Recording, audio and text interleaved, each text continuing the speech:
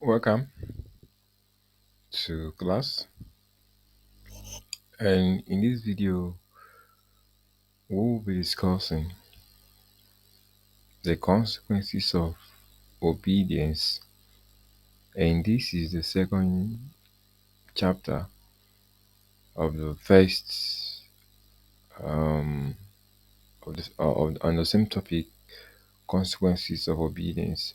Remember, if you have been following us, we've talked about consequences of obedience, where we discuss Joseph as a case study.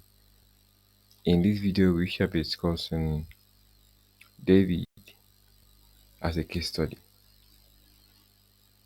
So follow me and let's work together. Remember, if you have any question, you can always ask. Make use of the comment section, like, share. That's the rule or principle. So from our note here, David was rewarded for respecting the civil rule. You'll find this storyline in Exodus chapter 20:13, where you have the basic commandment, but the main story falls in 1 Samuel 1 to 12. Now let me read the note briefly before I go on with the full explanation. God commanded us not to kill. That is the major information there. That's the underlying theme in the topic or what's happening. And why the thing returns, we continue. God commanded us not to kill. If you are aware of the commandment given to the Israelites in their exit from Egypt in the forest, this is part of the commandment given to them. Thou shalt not kill, thou shalt not commit adultery, thou shalt not covet your neighbor's property.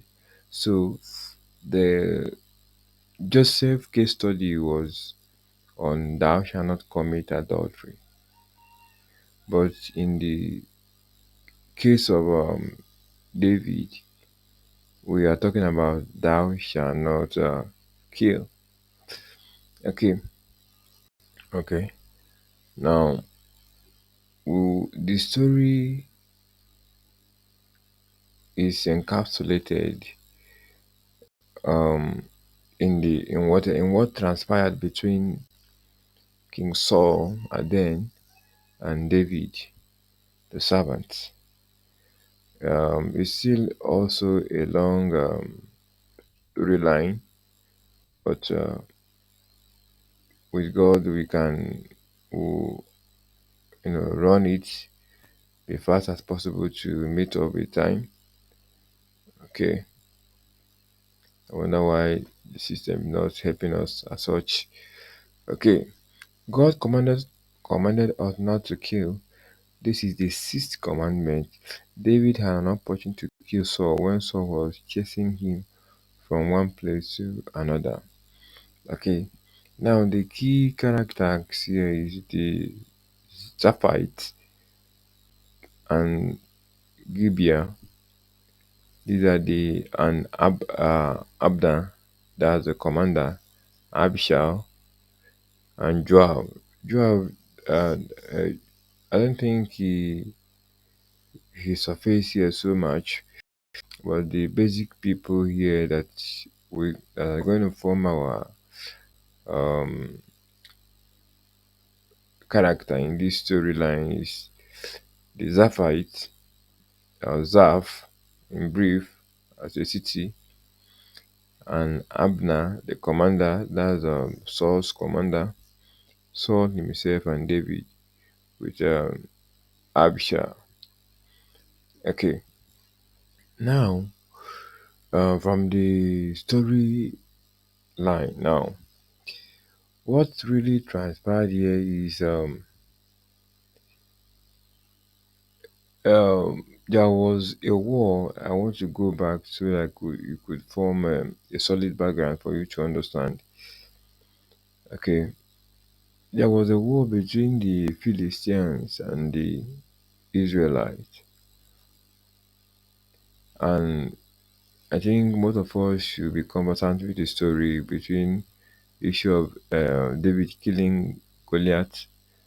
So that incident was what led to this very topic now, or to the story of this Zaf that we're about to discuss.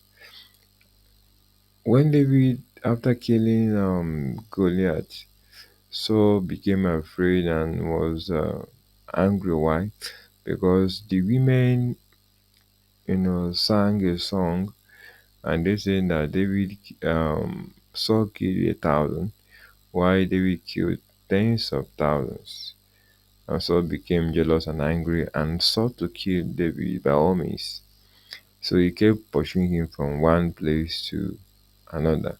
So one of the places he was pursuing David, and David had an opportunity to kill him, was in Zaph. Okay, and the information came to him by a group of Zaphites who came around and then informed Saul that they knew where David was hiding in their wilderness.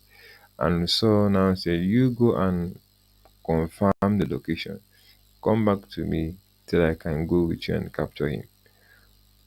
And after much, Saul, selected about 3,000 able men from his soldiers with his commander. His commander's name is Abner. This is the commander's name. Now here is the commander of Saul's army. Okay, and they went into searching for David in the wilderness. So David knew about that, and he hid himself with his own men. So at midnight, when Saul and his men were asleep, David sent a spy to confirm if the situation, and he discovered that they were far asleep. So he went down with a man called Abishai. Look at him here. Went down with this man to the place where uh, Saul was sleeping with his host of soldiers. He went down there. So when he went down there, Abishai, said something to Joseph. He said that the Lord have delivered your enemy into your hand. Permit me to, cut off his head. He was asking David for a permission to kill Saul, and even promised that he will not strike him more than once, that he will strike him only once, that he promised, and that with that one strike, he's going to kill Saul. But Saul, being compassionate and a man filled with the wisdom of God, he said to Abishai, "Far be it from me that I will touch God's anointed." You know, he made it clear to him that it is not proper for him to kill God's anointed. That is where our team is taken from. Thou shalt not kill. So at that point in time, David had the opportunity to kill Saul that had been pursuing him from one region to the other, that had even made him to leave his house and he was living in the bush. You have the freedom and opportunity to end the whole story there. But being God fearing, he remembered one of the commandments that said, "Thou shalt not kill." So he refused to allow the wish of Abigail to come to pass. So he said no. And then he said he came up with a suggestion that let us take his spear and his jar of water as a proof to show Saul that if we had wanted to kill him, that we would have done that. So they took the spear and the jar of oil and went far off, and there David began to call on Abner, which is the king's commander, and king and also the king. So when Abner heard the voice, he couldn't respond. So David now said, "Won't you respond?" And then he now said that Abner now said, "Who are you?" He now said, "You claim." David began to talk, telling him that he claimed to be. And then he also made it, make the king understand that there is no need for him to continue to pursue him, that they have done nothing wrong to deserve that which the king was looking for. So after you know, talking to the king in such a sympathetic manner, that I do not deserve that. Either he ought to be rewarded for killing Goliath that was threatening um, the Israelites. Though he was rewarded, but it was not a full reward, because he was promised uh, a king's daughter. That's the first one, but they played some gamble with him, so he later married the second one.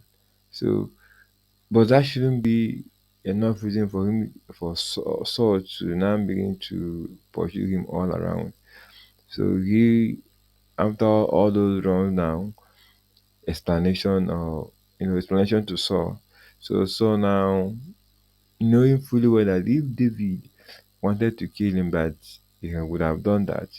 So Saul now said, "I am sorry, my son, for trying to kill you, or that for pursuing from one region to the other." And after that, he now promised not to kill David, and he can now come back. And that is the end of the storyline there. So the information or the theme of the whole thing lies in the commandment, "Thou shalt not kill." Why? Life is sacred. You know, if you kill, you have broken that law, one of the 10 commandments that said, "Thou shalt not kill." You have no right to take a life that you do not give. Okay?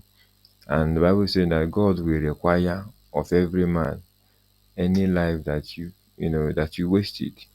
So it is not proper that we should kill. That's the bone of contention. It is not proper that we should kill. As Christians, as children of God, it is not proper. Even when you have the opportunity, it is not proper. So this brings us to the end of the class. Thank you for your time, and do not forget to like and share. God bless you.